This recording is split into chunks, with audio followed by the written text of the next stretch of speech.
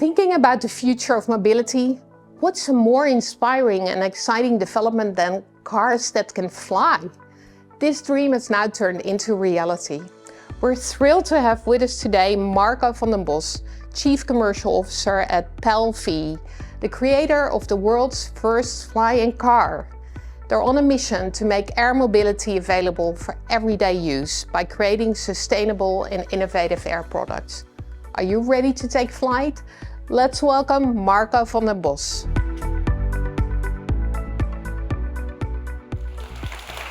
So, welcome here. For me also quite new to be here.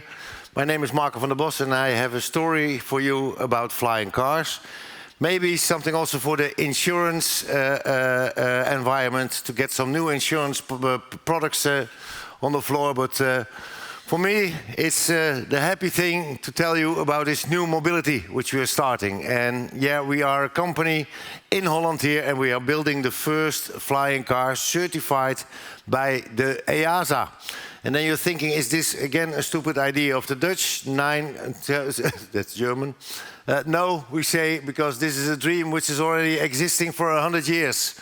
From the day that Mr. Benz created the car till the day that the brothers Wright created an airplane, we wanted to connect the whole thing. So there are the real pioneers, and well, we took care of their technology and creating the next phase. So first I would like to start with a video about the new mobility. One of our most precious resources is often wasted due to traffic congestion, a result of the rising GDP and population growth, as well as crossing natural barriers like oceans and mountains. PAL-V provides the solution by adding a third dimension for door-to-door mobility within the current legal regulations. This journey was set in motion 15 years ago and is now on the verge of commencing the official certification process.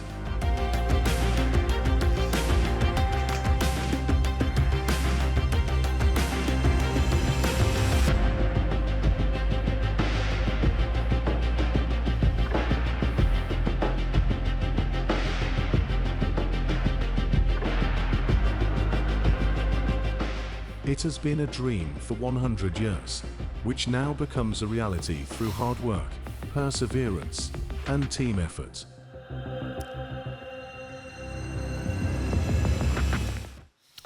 So yes, this is our dream, and this dream started in 2008. And first what we did is find out, was it possible to create a full operational car and a full operational airplane, combine the two, and make it and create it within the existing laws of the road and the existing certification process of aviation. And to create an airplane which is on EASA level certified, it always takes you at least 10 years of certification without the building. So it's quite an enormous job. What we did is we started off thinking about a car, and the car was not that difficult. But using and making the right choice for the right airplane, we chose for a gyroplane. And a gyroplane is something in between a fixed wing and a helicopter. What you see here looks like a helicopter, but we have a push propeller on the back, and the rotor system is what they call a free-floating rotor system. So it's turned by the wind. That means that we have two engines of 100 horsepower. If we fly and one engine fails, it still flies. But if two engines fail, it will go into parachute mode, because it will fall down a little bit, but always stays on turning, as we call it, a dynamic RPM, which means that we created the most safe airplane there is. I'm a former helicopter pilot of the Air Force, know a little bit about flying.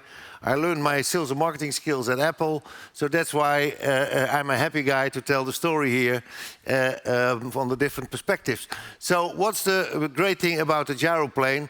First of all, it cannot stall. That means that we can fly very slowly and it will not fall out of the air. Secondly, we only need 0 to 30 meters to land. That means that if I'm flying, I only need a spot, like a parking spot, to do a landing. Because if you have an airplane, I always need an airport and fly to another airport. If I have a security thing, I need to land on an airport. A helicopter always flies from platform to platform.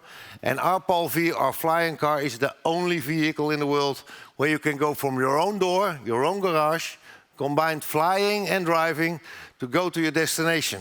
Because normally if you fly, and I know there are some international people here, you always need at least 3 vehicles. First you take your car to a place where you don't want to start, the airport. Then you always fly to a point where you don't need to be, the other airport. And then you need to rent and to find a bus or a taxi to go to your destination.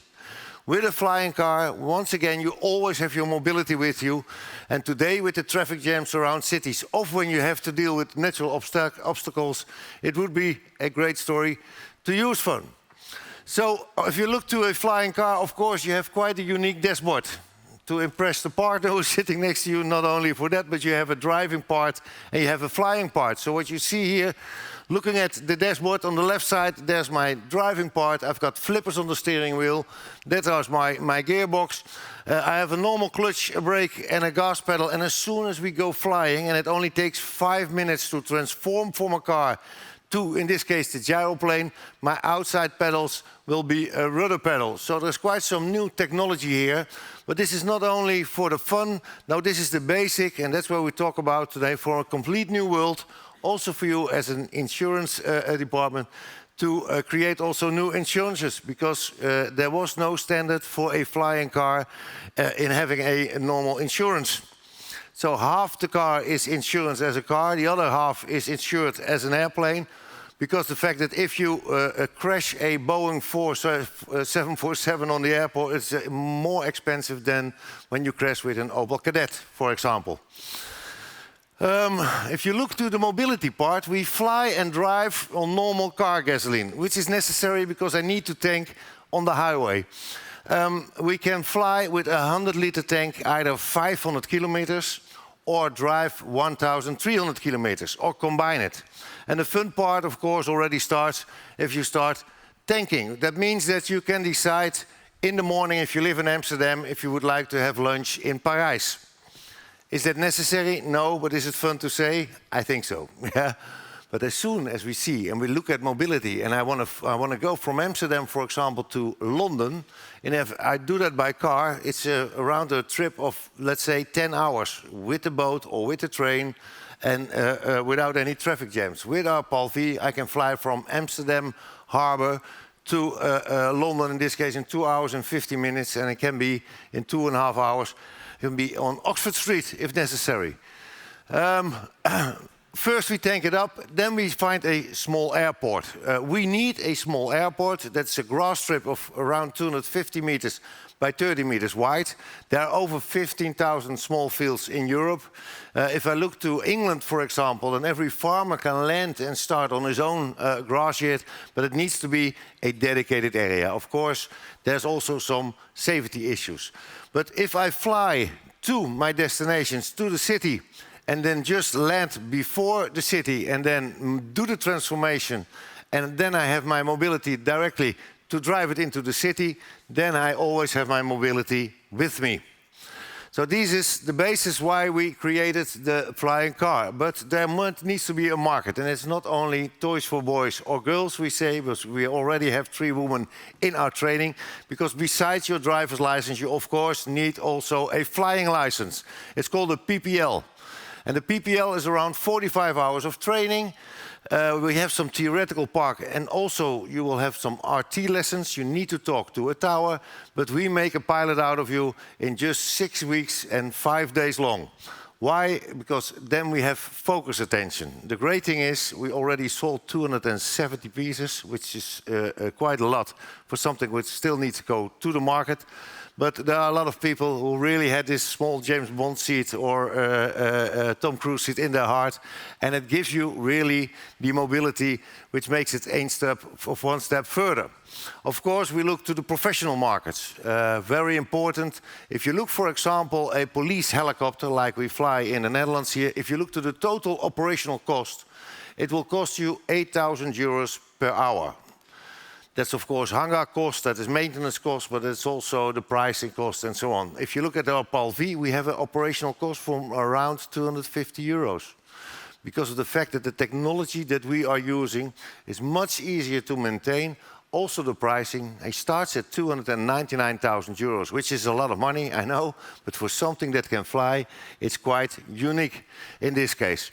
So there's a lot of interest from police services. Of course, when you look at the medical part, we are talking now with flying doctors.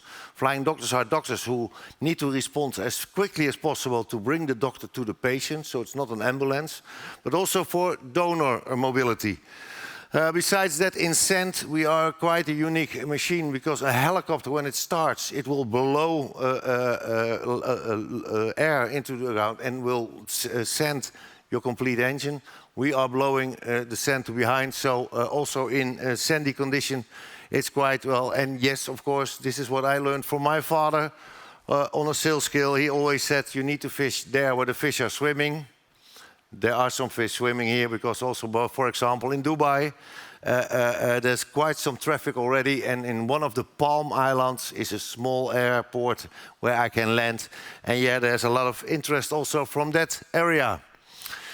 So also the medical skill when you deal with flying cars, yeah, well, on the innovation part, it's well, at top of the iceberg, they say. But we get a lot of media attention. I think every television station visited us already. And yeah, we are going to quite some places. For example, we already signed an MOU with India for the India market. There's a complete different infrastructure. So having a car and an airplane in one is for them much more important than, for example, the usability in the Netherlands. We are a very small country, so we don't have that big a range. But for these countries, it's fine. We went in Saudi Arabia. You see Prince Albert over there. We opened up the millionaire show in Monaco, which was fantastic to do. But everything has to deal with all this kind of new mobility. But this is nothing more than a basic for the future. Because building a flying car within the limitations of the EASA and the normal road admission is not only an enormous job, also on an administration level. Half of our money, and we are working now with 230 people, is in such an amount of administration session. But the great thing is, and we just went, for example, this weekend to Red Bull, to the Red Bull Ring. You are invited in all kind of places to show a little bit of with the flying car. And I brought a small movie. This was just taken this weekend. And it was quite incredible because we were taking over by the Formula 1 car of Michael Schumacher. He didn't drive by himself, but it was his car, was on the stage.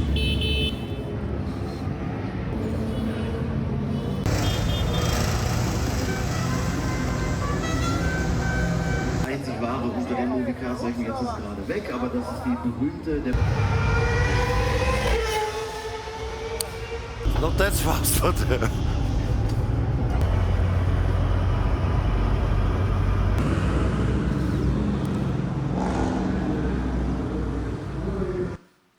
So we're starting discussions for a demo team for Red Bull because they say Red Bull gives you wings. I think that Paul V can add some wings to that. But these are the great things. But this is nothing more what I said. And I sometimes say you can look at us like Tesla started. He started with a Lotus car, a two-seater with some batteries inside. And for us as Paul V, it's the same thing. The DNA of our company is not about flying cars, but it's about the advanced urban air mobility. Because there's going to be a new market also for you as insurance people, which means that there are two new markets. We call it the fly-drive market. These are the airplanes who can drive on the street and can fly in this case. But there's an enormous market also coming. It's called urban air mobility.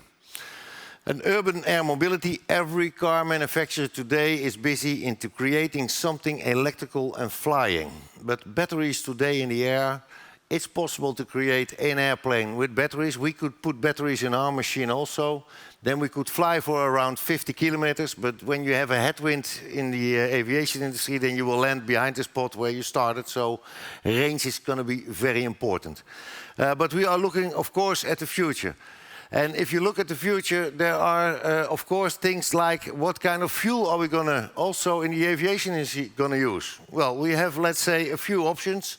Batteries, yes, but then I only have a range around 100 kilometers and need to change packs, but for in the city traffic, like Uber is busy with Uber Air, you will see that you will have taxi trips from roof to roof in the big cities. And cities like London, Paris and so on, they are building now the first eVTOL ports, that's electrical vertical takeoff and landing ports. So what you would see in the next 10 years, that's going to be a complete change also in mobility, because the big cities are not able to handle the normal car infrastructures. So we either go in the ground or we will go in the air. And part of it will go in the air, and we would like to be, of course, a player there. Hydrogen is something which they are developing, but today there's no certified engine yet for hydrogen. So it also takes another 10 years, is what we think. But e-fuels is something which is really coming up. E-fuels is something developed by Bosch and by Audi. This is a synthetic fuel where CO2 is coming in, and during the burning it will be on a zero level the combustion, which nearly zero level of emissions. So that's why we think the future is going to. So besides the fact that you're building not only a flying car, creating a new insurance, if I look at the public of today, it's also something that you need to create a new ecosystem. Because there is no market for flying cars, we need to create this market. So besides the fact that you are delivering a car, I also need, of course, a training center. So we have a Fly Drive Academy at this moment operational in Breda.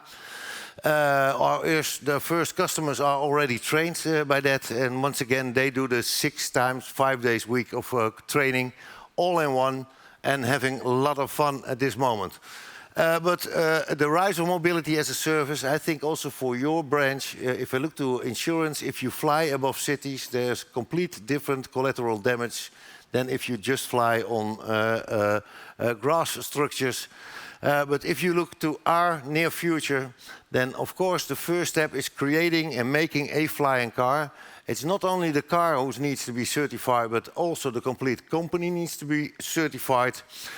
We will go from there to create a hybrid one. So we drive electric and fly then on and will in the end grow to a electrical version. And you see it over there on top.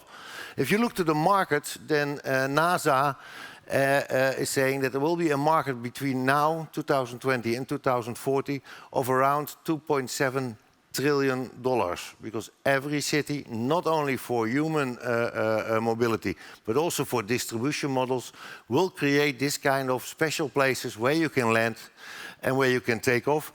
And later on, if we talk about now to 10 to 15 years, it will be done autonomously.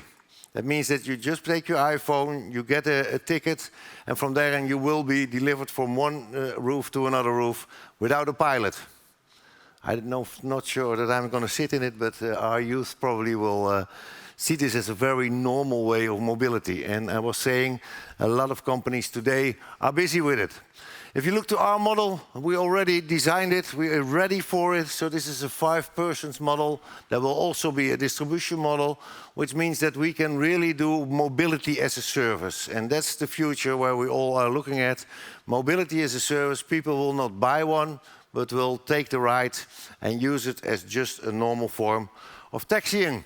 And if you want to see it on a full scale, then this is the one who's really going to be built. And that's what we're waiting for, it's going to be battery operational, or in this case, e-fuel. So that was my presentation. If you want to know more about PAL-V, there is a possibility for people when you go to our website, palv.com, then there's a possibility to visit our factory and see the whole story, but that's for the people who have the time for that. So that's my presentation for today. I don't.